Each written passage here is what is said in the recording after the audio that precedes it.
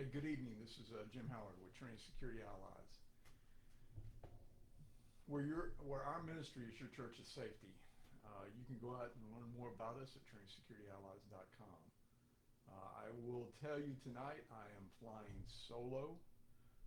Wendy and the girls are visiting Wendy's family in Iowa.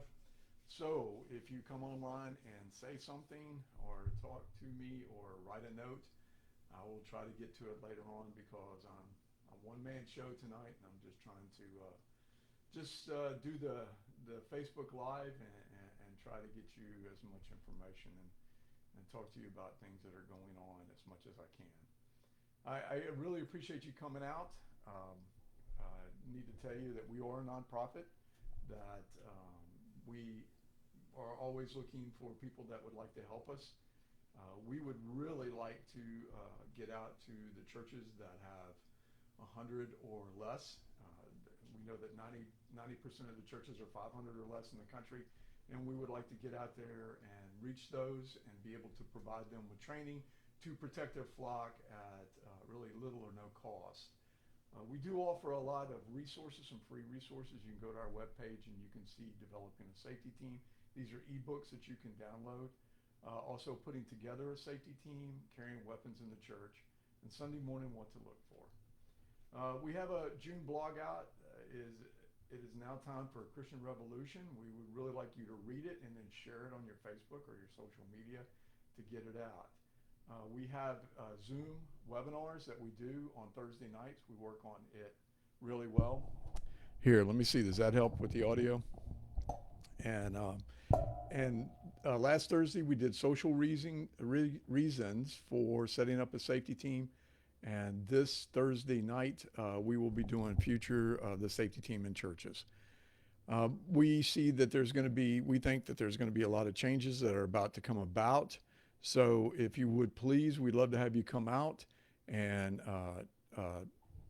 get online and chat with us. And so we have a lot of information that we want to share with everybody. These are free webinars. We want you to understand that. These are free. So if you want to come out, please do. This is just something that we want to make sure that we give plenty of free training, and then we kind of go from there. I am going to start on this, and I have no clue where it's going to go. I'll be honest with you. There has been a lot of things going on out here that I am really concerned about, and I'm going to start by just saying that growing up, I never dreamed that I would be a police officer. You have to understand. As a kid growing up, I was involved in music. I had an ear for music, could play multiple instruments. As a young child, or when I went to church as a young child, and I got saved at a very early age, my mom had this dream that I'd be a minister in music. I thought that that's probably where I was going to go. And then when the incident happened with my dad, and we moved from the small town of Glen Rose to Pensacola, Florida, I got, as you've heard before in my testimony, I got angry with God and kind of walked away from that dream. Now, I still stayed in music, but music was an escape from me. Music kept me out of trouble. I mean, that's the reason why I stayed in music for as long as I did. But something happened in 1973, and I know some of you have heard this. I was robbed and carjacked. A guy actually got into my car and forced me to drive him around while he robbed me. And then later on, having seen him in the neighborhood, contacted the local law enforcement, was involved in his arrest, really just fell in love with the idea of catching bad guys. I mean, that was kind of it. And so I went into the Air Force and did security police, which, if you know anything about security police back in the 70s, it was the ground infantry for the Air Force. And when I came out, I was a little disappointed in what I thought law enforcement was. And so that's when I moved to Norfolk, Virginia, and started going back to Old Dominion. I was very dissatisfied with the music program for multiple reasons, but also music now became a job where at one time it was an escape. So in 1975, I ran into a Old Dominion sergeant who was working nighttime, and he saw my Air Force patch and saw that I was in security police, and said that the city of Norfolk was hiring, their police department was hiring. And the next day I went down and joined, or I signed up to join. Now, of course, when that happened, my mom stopped talking to me. And she was very upset with me, not because she didn't think that police work was a good job, but what she was afraid of was the seriousness and the danger of being on the police department. And so she started talking to me again. I mean, we kind of started having conversations. I was invited back to Thanksgiving dinner and Christmas and things like that. And then in 1977, my two brothers joined the police department. Now, if you go to my Facebook page, my Jim Howard Facebook page, you will see a picture of me and my two brothers when I was getting ready to retire in 2001. I am very proud of the fact that we were able to work in that city and make a difference. I just truly believe that. I think that the whole time I've been with the police department, it was to make a difference. And whether it was a small difference with just one or two families, it didn't really matter. It didn't have to be a worldly difference. It just had to be a difference in the area that you were working. And even if it was working to help the police department do better, then that's exactly what we were trying to do. Since 1975 till 2018, that's when my last brother retired, there was a Howard brother on the Norfolk Police Department. I mean, that's a long time for a family to be there. And between the three of us, we have over 90 years of law enforcement experience. So when people get on here and start talking about, when the press starts talking about how bad, how terrible, how corrupt, how this, how that the police department is, you have to understand it's a personal attack on us. Now, you may say, well, we shouldn't feel that way, but unfortunately, we do feel that way. You cut us, we bleed blue. We know that there's issues out here in the departments. We truly do. But I really wish I could get my Christian brothers and sisters and let them start to think about this just for a second of what is going on out here in this world and what is happening right now in our country. Because those who are listening to this Facebook Live about church security, this is good, church security and safety. This is going to be super important that you pay attention to what's getting ready to happen here. There are more than 800,000 sworn law enforcement officers in the United States. 800,000, think about it for a second. And according to the FBI's Uniform Crime Report in 2018, the law enforcement officers killed or assaulted report, there were over 58,866 assaults. Over 58,866 assaults. Now, if you went to your job every day thinking that you might get assaulted, do you think that your stress level might be a little high? Do you think that your wife would really appreciate if you said, honey, I'm going to the office and I'm hoping everything's going to go okay, but there may be a chance I may get assaulted or I may not come home. There's a guy on TV that he talks about it all the time, and he says that the greatest sound in the world is when an officer comes home and the Velcro comes off the straps of his bulletproof vest because his family knows he's home. I can't stress the importance of that.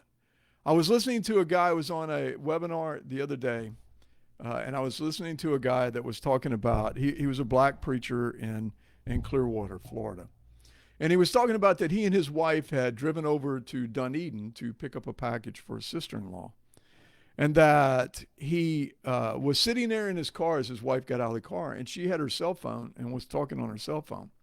And he said in the back of his mind, he was thinking, these people don't know us. They may call the police because here, a black couple, and he had to put that in there. He couldn't say a couple that's not known in the neighborhood is over here picking up something.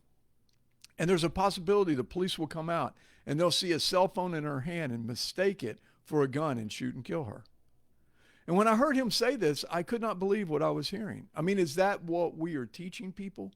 That we are teaching people that everyday law enforcement officers get up and when they put their uniform on, the first thought in their head, they're thinking, I have an opportunity to kill somebody today. Is that what you think is going on in the law enforcement's minds right now? The officers that are out here that are going through what is happening to this country right now, it's unbelievable. I can't even fathom right now being an officer. When I teach out at the academy, one of the things that I point out to them is they may not understand this, but they are appointed by God to do the things that they do.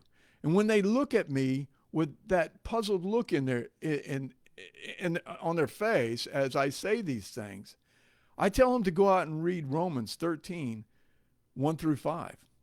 Because Paul says, let everyone be subject to the governing authorities, for there is no authority except that which God has established. The authorities that exist have been established by God. Consequently, whoever rebels against the authority is rebelling against what God has instituted, and those who do so will bring judgment on themselves. For rulers hold no terror for those who do right, but for those who do wrong. Do you want to be free from fear of the one in authority? Then do what is right, and you will be commended. For the one in authority is God's servant for your good. But if you do wrong, be afraid. For rulers do not bear the sword for no reason. They are God's servants, agents of wrath to bring punishment on the wrongdoers. Therefore, it is necessary to submit to the authorities, not only because of the possibility of punishment, but also as a matter of conscience. Now, when I read this, what don't people understand? You know, as I said, we don't go out here every day thinking about that I'm going to put on my gun and kill somebody. But that's not what we think about. What we think about when we put on our uniform and to go out here and do what we do is that maybe, and this is in the back of every police officer's mind, because you have to understand, this is not a high-paying job. This is not a job that you get kudos every day when you go in. When that pastor told me that he was in his car worried about his wife being shot because she had a cell phone in her hand, I wanted to tell him, and I didn't because I feel like I was being baited to get into an argument, but I wanted to tell him that this was how we felt as a white male going into an all-black neighborhood when they didn't want us in there. And it's not only white officers, it's black officers. They don't want the uniform in there. We have to explain to our young officers on the street that it is not that they don't like Jim Howard or they don't like my brothers in arms or our sisters in arms. What they don't like is the uniform. Because why? Because it is authority that was given to them by God. Let everyone be subject to the governing authorities, for there is no authority except that which God has established. You know, when we join the police department, when we go in, we read an oath. I do solemnly swear that I will support for the Constitution of the United States and, of course, of the state of Virginia. This is when I was with Virginia.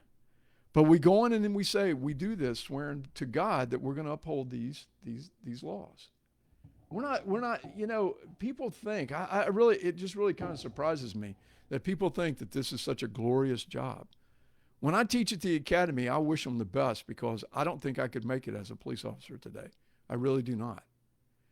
When I was with the town of Bel Air, one of the things that just really bothered me and just really hurt me was when I would sit there and interview a 16-year-old or 15-year-old, 17-year-old that had been arrested for crimes. Some of these young men were now being tried as adults and went into the adult population of a jail.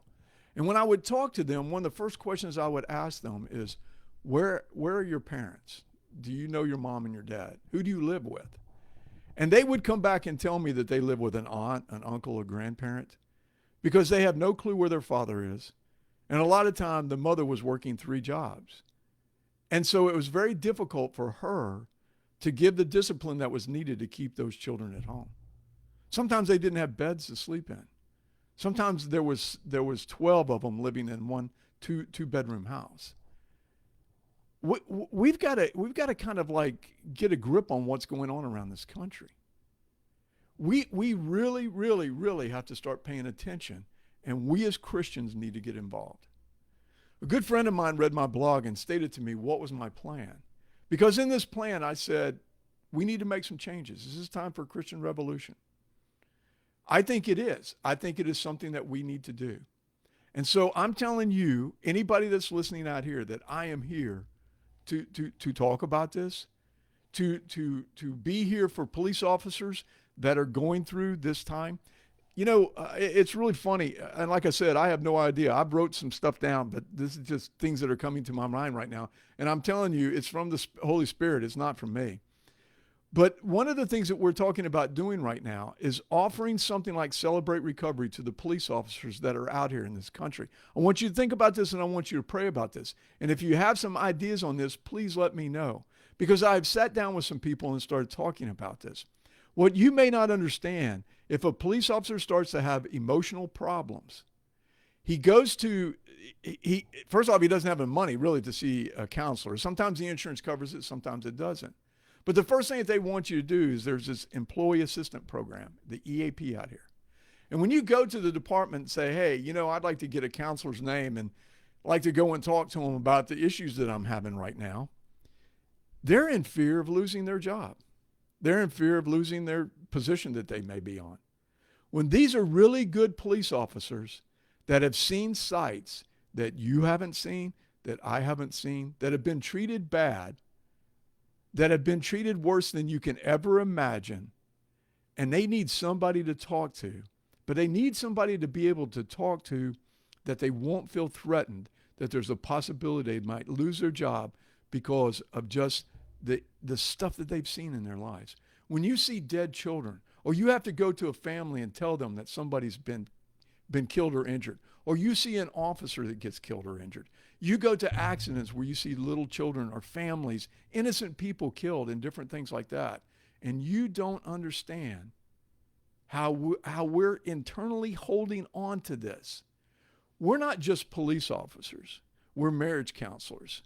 You know, we're domestic violence counselors. You know, we're all these different things that departments want us to be, and we're not really trained for it. Do we need a change in our police departments? Yeah. But we also need a change in our country's attitude. The country's attitude toward the police department. Man has been trying to run this country without God for almost a century. And what has it got us? We have cities in poverty, brothers fighting against brothers, a criminal justice system that needs to be revamped. We have taken God out of everything. Satan has thrown down the gauntlet to the church. My question to all of this is, what are we going to do about it? Sit back and let him tear this country apart, or are we going to stand up for what is right and talk about Christ's teachings, Christ's love for our enemies, Christ's thinking on how to treat one another? I don't know about you, but I'm tired of hearing that Christians are weak. We're not. And I'm tired of it. I'm tired of Satan attacking this country and taunting us like Goliath did against Israel. We need to suit up. Therefore, put on your full armor of God so that when the day of the evil comes, you may be able to stand your ground. And after you've done everything to stand firm then with the belt of truth buckled around your waist and the breastplate of righteousness in place. And with your feet fitted with the readiness that comes from the gospel of peace.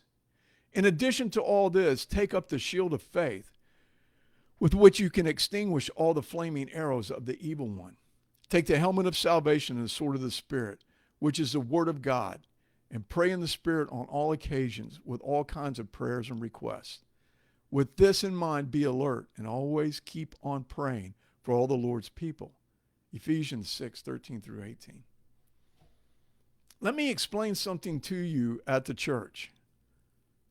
I don't think you see the seriousness of this that's going on right now.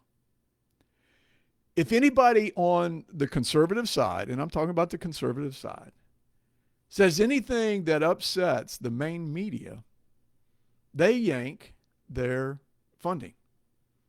We just saw the other night where one of the guys made a statement about they will be coming to get you, and it was taken out of context. And they were thinking that he was saying that Black Lives Matters will be coming against you if you say all life matters. That's not what he said. That's not what he said. But what he said was that this world is in a situation right now that if we don't pay attention and we start to say things like we're pro-life, the media is going to come after you. And it's not just the media. You will see people standing outside your church. They'll be out there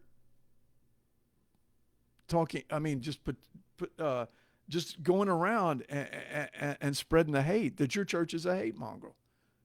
They'll be protesting in front of your land, holding up signs, talking about that you are hypocrites. Some people got mad because the church opened up after the COVID-19 thing and they were shut down.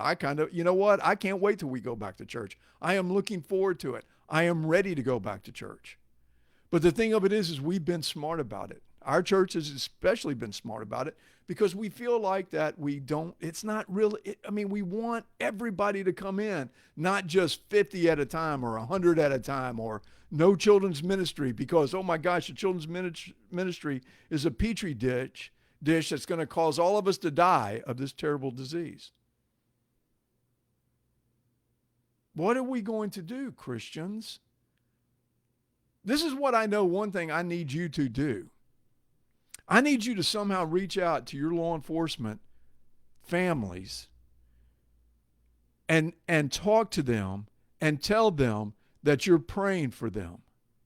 When you see a police officer outside of your house and you have the opportunity to say hello to them, tell them that you're praying for them and you appreciate what they do.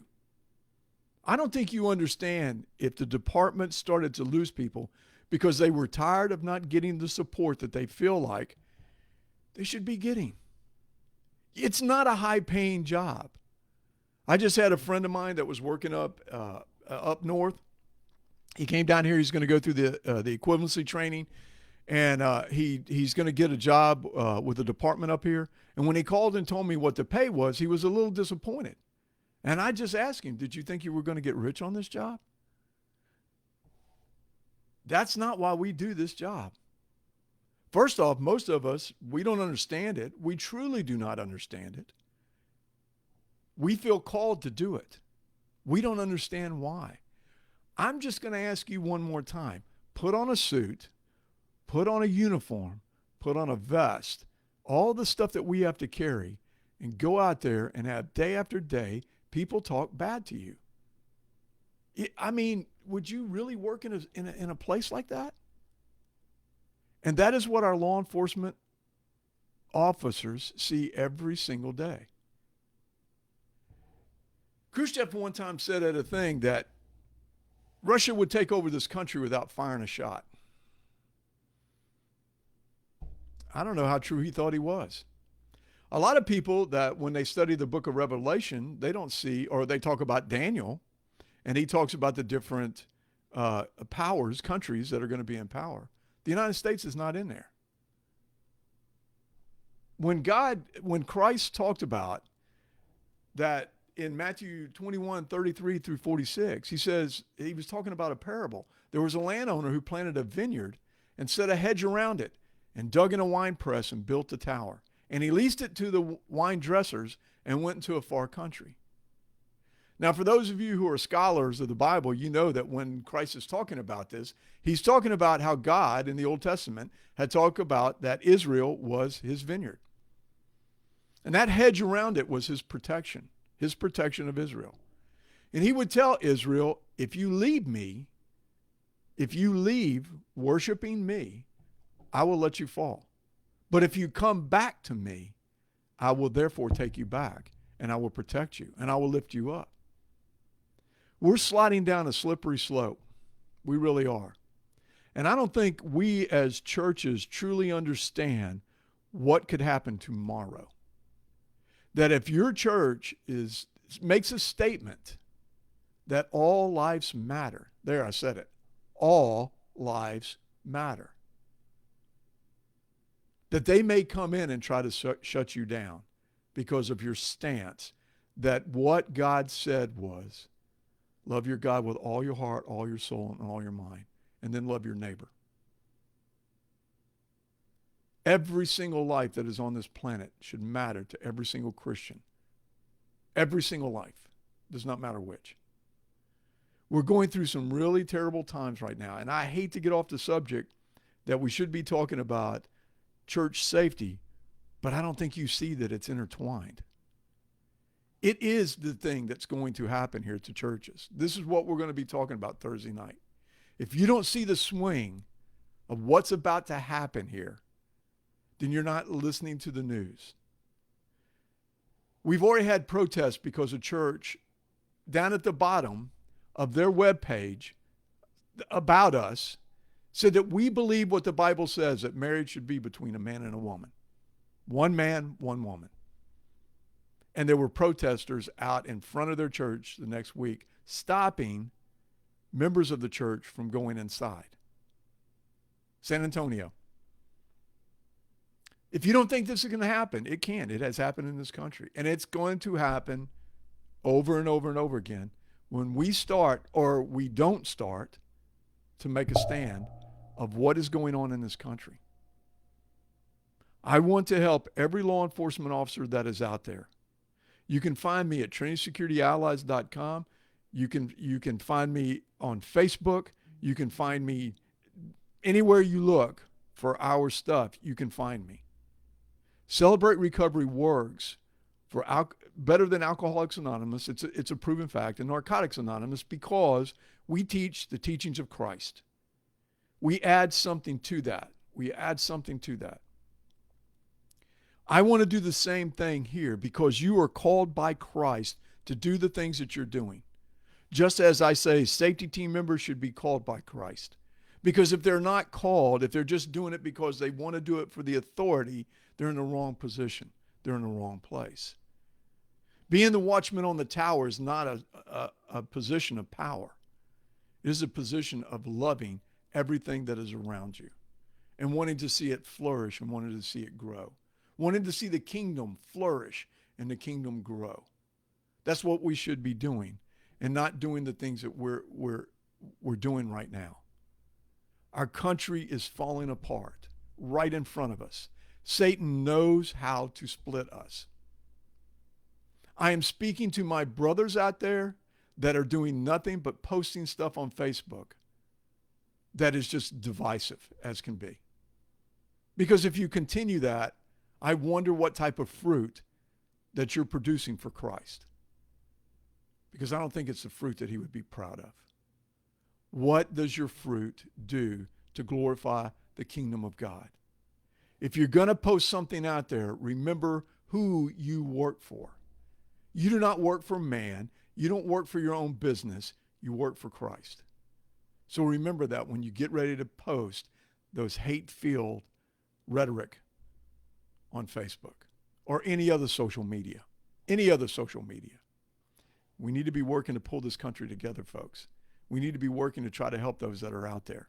We need to be serving those that are protecting us. Take away our police departments and see what happens. You can see it happening now in Seattle.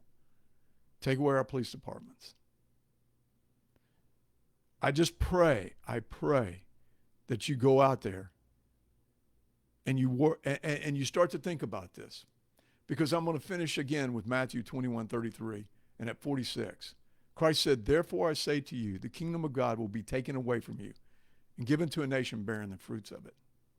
Is that what's going to happen to our United States? Are we going to fall apart because we have let people put this poison in our system that just does not, it's not Christ-like at all? What are we going to do? We need to be working about this. We need to be working on this. Please pray for the police officers that are out here. Please pray that Satan can be stopped for a little while and give them some rest. Just be out here and know and lift them up, because without them, we would not have the freedom that we have today to worship in our churches as we worship today. I promise you, if we lose that thin blue line, families are not going to take their families to churches anymore because they're going to be afraid. You put a picket line out there in front of your church, watch your families not come. It's not going to happen. we'll be doing Zoom for the rest of our life. And I don't know about you, but I'm tired of Zoom. And I want to go back. I want to go back to the church. Contact me if you have questions. Contact me if you want to talk. Contact me if you have anything that you may be able to suggest that would help law enforcement officers across this country. I want to do that.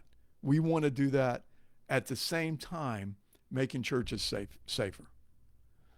I thank you so much for letting me rant. If I've insulted somebody, please call me, because we'll pray and then talk about Christ's love. I hope to see you this Thursday night, where we'll be talking about the future of the safety teams in churches. It's out on this Facebook Live post here.